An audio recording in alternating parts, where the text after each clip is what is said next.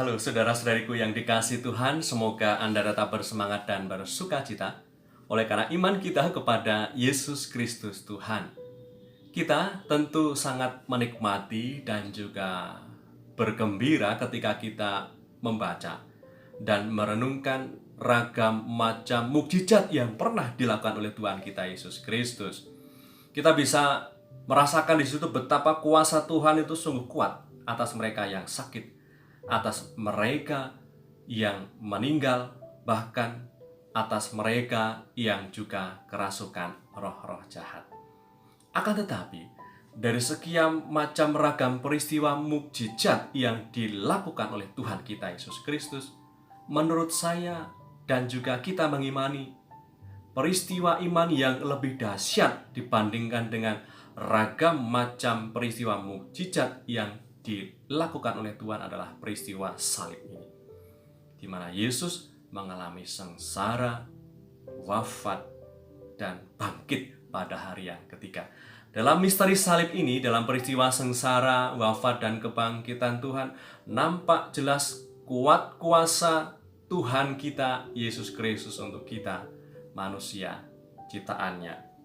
Seperti yang kita dengar pada hari ini, Injil yang ditawarkan kepada kita, terutama dalam ayat yang ke-32 dikatakan di situ, dan aku, apabila aku ditinggikan dari bumi, aku akan menarik semua orang datang kepadaku.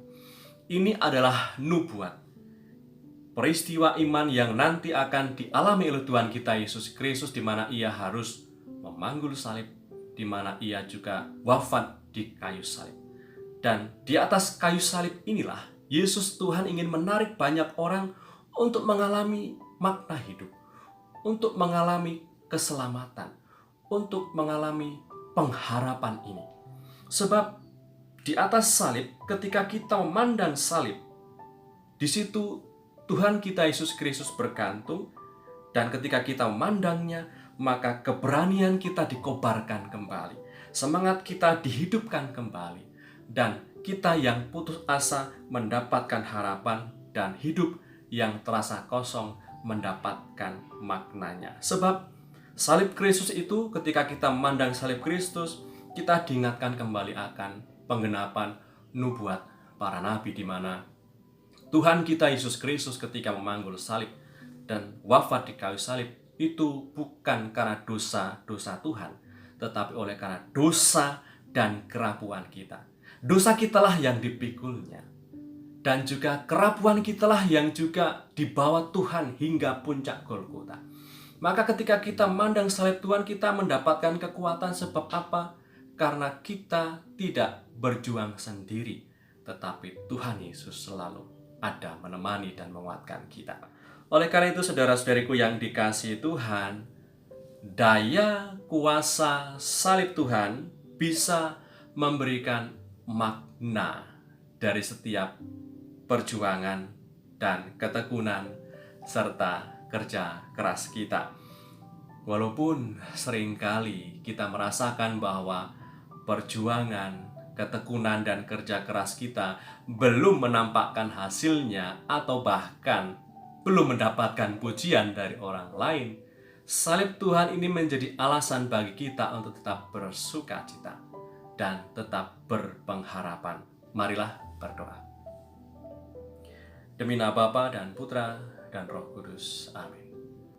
Allah Bapa Maha Baik, kami bersyukur kepadamu oleh karena Yesus Kristus Putramu Tuhan kami merelakan tubuhnya, merelakan seluruh hidupnya untuk supaya kami mengalami keselamatan, mengalami sukacita.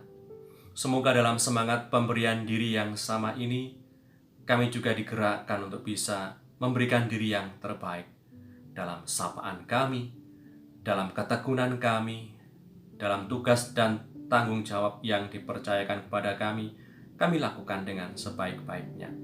Semoga di dalam setiap dinamika hidup kami selalu bersukacita oleh karena salib Kristus yang memberikan daya pengharapan, daya sukacita, dan kegembiraan bagi kami. Berkatilah hari-hari kami, Semoga oleh karena berkat-Mu, kami mendapatkan semangat dan daya kekuatan dari-Mu. Doa ini kami aturkan kepadamu dengan pengantaran Kristus, Tuhan kami. Amin. Demi nama Bapa dan Putra dan Roh Kudus. Amin.